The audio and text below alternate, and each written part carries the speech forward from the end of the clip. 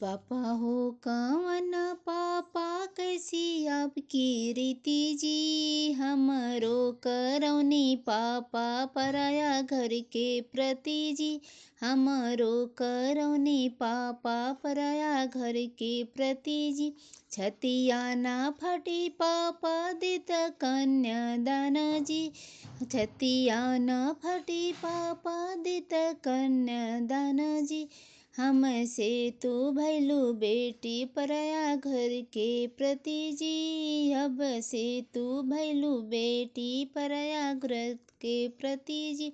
गैया तो दिहत पापा भैसिया में दिहत, पोसल धियवा पापा रखत कुंवर जी, पोसल धियवा पापा रखत कुंवर जी।